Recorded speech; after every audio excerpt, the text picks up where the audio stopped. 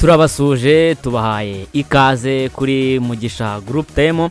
Turonge tugarutse mu kiganiro cy'imikino nk'ibyo mumaze igihe mumenyereye cyane.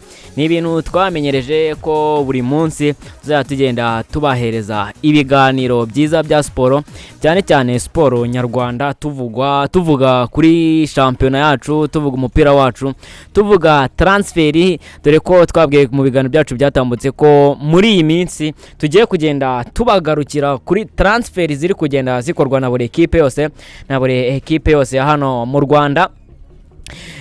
Ndi kumwe na Mugisha Cyuzo Abraham, ndamuha ikaze. Murakoze kunyakira. Turatangira ku ikipe ya APR FC yo nyuma yo kugurisha abakinnyi benshi nko twagiye tubigaruka mu biganiro byacu byagiye bitambuka. APR FC ni ikipe iri gusinyisha umunsi ku munsi. Nyuma yuko tubonye Nsabimana Aimable asinya, tukabona Kwitonda Rebecca asinya, tukabona Nsabimana Zidane mu muryango umugarura muri ekipe ya APR FC. APR FC iracyari ku isoko aho bivuga ko yamaze kongerera amasezerano niyo mugabo Korode, ndetse gasinyisha n'umusore hagati ya Karisa Rashidi ndetse n'umusore Nsabimana Eric Zidane. Abakinnyi nka ba Jabere bakongererwa amasezerano, mu gihe Niyonzima VSF we yaba yabatse umurengera w'amafaranga, bivuga ko yabatse miliyoni 20 z'amanyarwanda kugira ngo abe yasinyira amasezerano n'ino ekipe mu gihe atarabona visa imujyana hanze y'igihugu rwose. Ikipe ya United mu gihugu cya Leta Zunze Ubumwe z'Abarabu hariya rwose baturanye na Qatar. Rero turatangira nkubaza, ese kuba Manishimwe Emmanuel Mangwende agiye kujya mu gihugu cya Maroc ndetse n'umusore Mutsinzi Ange agiye kujya mu gihugu cya Maroc, yaba ari inzira nziza yo kongerera amasezerano niyo mugabo Korode?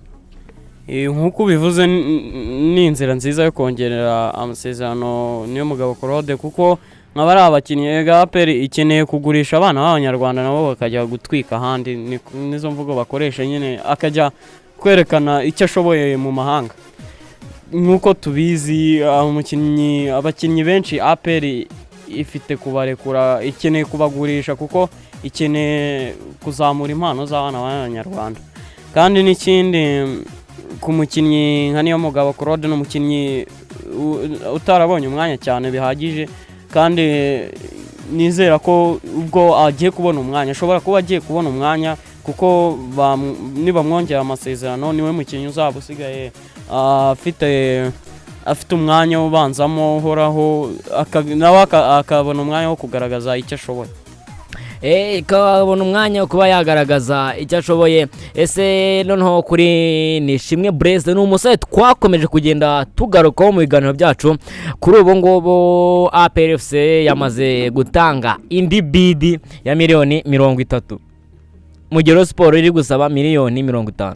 APR FC ivuye kuri miliyoni 20 igeze kuri miliyoni 30 kugira ngo igura amasezerano Nishimwe Blaise. Ese Nishimwe Blaise ngo twagiye tubigaruka, urabona ni umukinnyi ukenewe mu ikipe ya APR? Ese ni umukinnyi udakenewe? Muri make ni umukinnyi ubona ute kuba yaza mu ikipe ya APR? Ese afite umwanya wo kuba yakina aho kugira ngo ave muri Rayon Sport afite umwanya wo kuba yakina? Ese Nishimwe Blaise ubundi ni muntu ki? Wenda nko bivuze, umukinnyi nka Nishimwe Blaise wagaragaje urwego, wagaragaje ko afite byinshi yafasha ikipe yose yajyamo.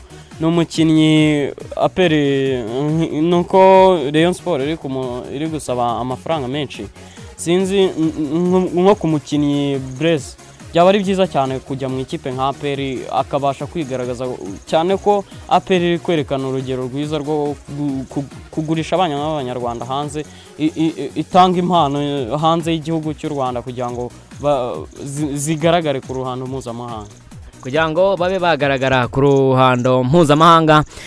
Hamaze kuvugwa ni inkuru zasohotse zigiye zitandukanye, ni inkuru zitaremezwa neza, ariko nyir'ubwite we yamaze bamubashije kuri iyo nkuru, yabonyaho ni iyo nkuru ni Samson Baboa. Ni Samson Baboa abajijwe mu byo kuba yakirikiza mu ikipe ya APR FC ndetse no byo kuba ari gushakisha ubwene gihugu.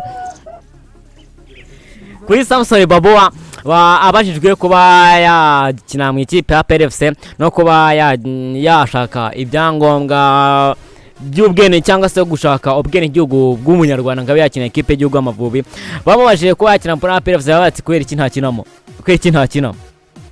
nicyo gisubizo abajijwe kuri ibyo ngibyo nicyo gisubizo yasubije wari umubaje ati kubera iki ntakinamo ni ibiki bikwereka ese APR FC kuba iri kwifuza Meddie Kagere ifite Jacques ikaba yongeye kwifuza umusore Samson Baboa niki kikwereka APR FC ese APR FC iri kwerekana iyo shusho mu mikino ya Champions League iri kwerekana iyo shusho kujyana iyo attack imeze gutyo biramutse bikunze APR FC ni ikipe ubona ko ifite gahunda yo gushaka amanota muri CAF Champions League ikeneye kubona umwanya mwiza muri ririya rushanwa igiye gukina kandi nk'uko twabibonye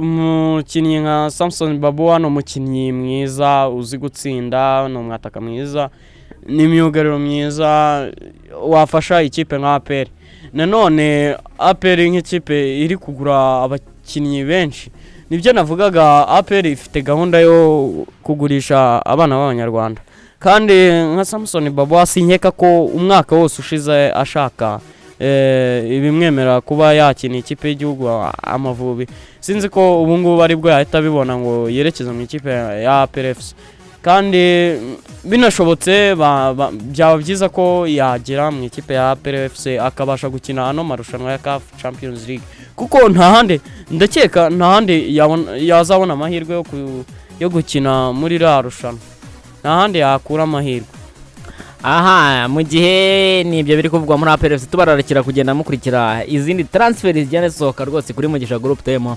turahababereye transfer ari yose turagenda tubagarukiraho mu ikipe ya Polisi bari kongera amasezerano rwose bongera amasezerano umusore Nduwayo Valerie bongereye amasezerano rwose Musa Omar umushinga nahe bakaba bamwongereye amasezerano mu gihe muri Kiyovu Sport bananiramwe n'umutoza Etienne Ndayiragije ubu rwose Etienne Ndayiragije akaba ari iwabo mu gihugu cy'u Burundi akaba ari mu biruhuko mu gihe Kiyovu Sport nayo ikomeje kugenda ivugwamo umusore rwose nka Nsayimana Eric Zidane abasore nka Rugiro Herve ko bakerekeza mu ikipe ya Kiyovu Sport muri Mukura haravugwamo Nova Bayama uri kongera kuvuga mu ikipe ya Sport kuba yagaruka n'ibindi byinshi bigiye bitandukanye nge dusoza ndi Mukama Janvier nk'ibisanzwe nkuko natangiye mbibabwira narindi kumwe na Mugisha Cyuzo Abraham wakoze mwakoze cyane kandi abakurikiye ibiganiro bakeneye gutera inkunga